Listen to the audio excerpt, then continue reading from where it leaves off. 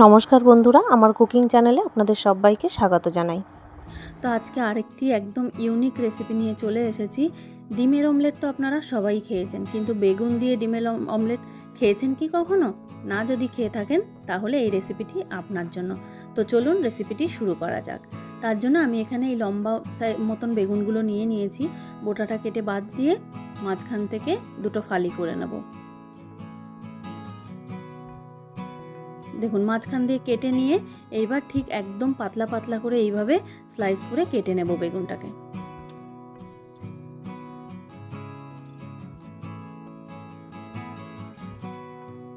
বেগুনটা কাটা হয়ে গেলে হাফ পেঁয়াজ নিয়েছি, পেঁয়াজটাকেও ভালোভাবে কুচিয়ে নেব।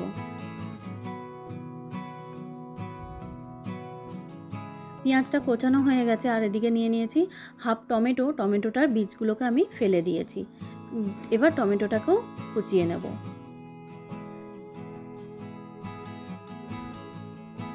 তো টমেটোটা কোচানো হয়ে গেছে, এইবার একটা কাঁচা লঙ্কাকেও কুচিয়ে নিচ্ছি। কাঁচা লঙ্কাটা কোচানো হয়ে গেলে কিছুটা ধনেপাতা নিয়েছি, সেটাকেও কুচিয়ে নেব। এবার একটা কাচের বোল নিয়েছি, তাতে দিয়ে দেবো একে একে কুচিয়ে রাখা বেগুন, কুচিয়ে রাখা পেঁয়াজ, কেটে রাখা টমেটো, আর দিয়ে দেবো কাঁচা লঙ্কা আর ধনেপাতাটা। দেওয়া হয়ে গেলে এক এক করে 3টে ডিম আমি ফাটিয়ে নিচ্ছি এর মধ্যে।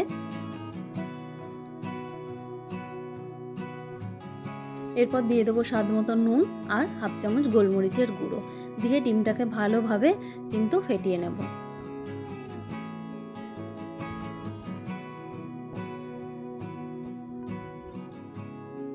তো ডিমটা ভালো করে আমি ফেটিয়ে নিয়েছি বেগুনের সাথে। এইবার একটা ফ্রাই প্যান বসিয়ে দেবো।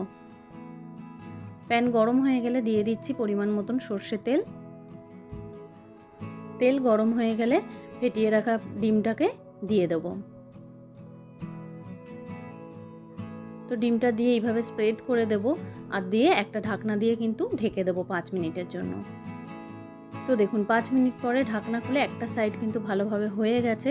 এবার আর একটা সাইড এইভাবে উল্টে দেব। এবার উল্টে দিয়ে অপর সাইডটাও 2 থেকে 3 মিনিট ভেজে নেব। তো দেখুন কত সুন্দর একটা কালার এসেছে। তো বন্ধুরা এই রেসিপিটি কিন্তু অবশ্যই বাড়িতে একবার ট্রাই করবেন, খেতে কিন্তু দুর্দান্ত হয়। তো বন্ধুরা আজকের রেসিপিটি আপনাদের কেমন লাগলো অবশ্যই একটা লাইক দিয়ে কমেন্ট করে জানাবেন, আর অনেক অনেক শেয়ার করবেন। যারা নতুন দেখছেন চ্যানেলটি সাবস্ক্রাইব করে পাশে থাকা বেল আইকনটি প্রেস করে দেবেন, যাতে আমার রান্নার রেসিপিগুলো সবার আগে আপনার কাছে পৌঁছে যায়। ভালো থাকবেন, সুস্থ থাকবেন, দেখা হচ্ছে নতুন একটি রেসিপি নিয়ে।